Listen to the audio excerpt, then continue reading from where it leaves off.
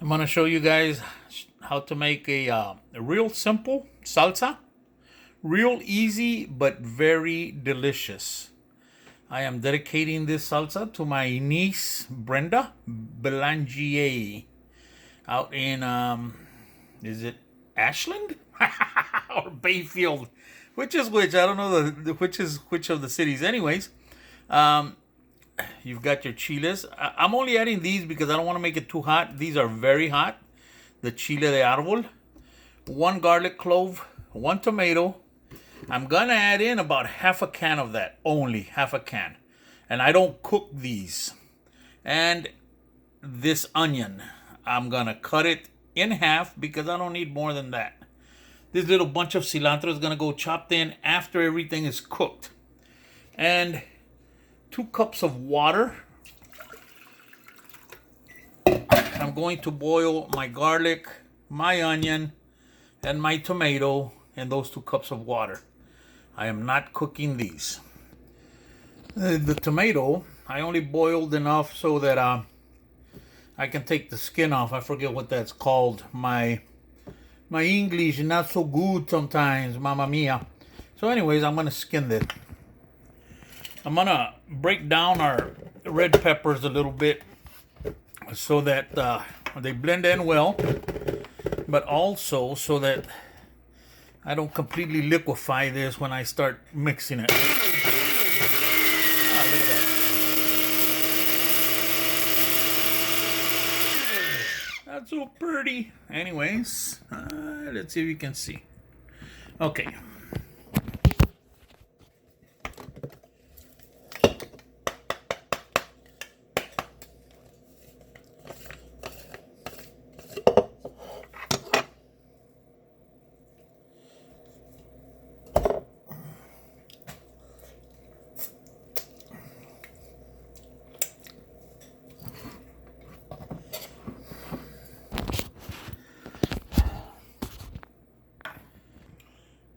I threw in our tomato. I'm gonna throw in roughly about, I'm not even measuring, roughly about half a can of the diced tomatoes. Throwing in the onion and the garlic. You can see they're still hot. Now, I don't want to put that hot water in my machine. I'm gonna break up my plastic. So I'm putting my 2 cups of water back in here. Apart from that, you don't want to add all the water back into it right away. You want to add a little bit, see how liquidy you have it. You might not need any water at all, really, but there's still flavor left in there. I'm going to blend it like this here in a minute. I'm going to let that onion cool down and that garlic and that tomato. Look, I'm not measuring the salt, but I am adding probably about 1.5 teaspoons. So, I'm going to let that cool down a second. Well, right off the bat, I can see it's a little thick, but we're going to give it a couple of strokes here. Want it all to get chopped up. There you go. And I'm going to add a little squirt of water. Now, you have to remember, this is to my liking, so I'm going to add about half a cup of water. And last but not least, I'm going to add in my cilantro that was pre-chopped. You know, it's tough to get cilantro out of these things once you chop them on plastic, on anything. So, I just mix up my cilantro. Now, you can add more cilantro if you want.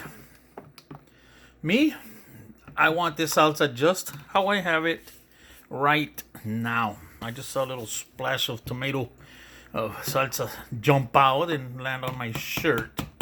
But check out this consistency. I want you to see the consistency. Not overly lumpy. Now, you can mix it up how you want. You can put it in a blender and just hit pulse, or you can pulse it on that ghetto bullet from Walmart. I want you to see, you can see the pepper seeds. You can see the cilantro, the tomato, little chunkies of onion and garlic, and salt to taste. remember, salt to taste. You can add a squirt of lemon if you want, or lime juice. More of a preservative type than anything. And of course, it does give it a nice zest on the flavor. But that's entirely up to you. I like this exactly as it is.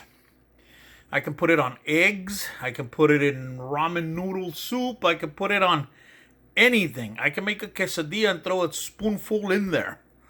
This salsa is for everything. So enjoy the salsa. Brenda, my niece, I love you very much. And my nephew, Stevan, I love you very much. God bless you all.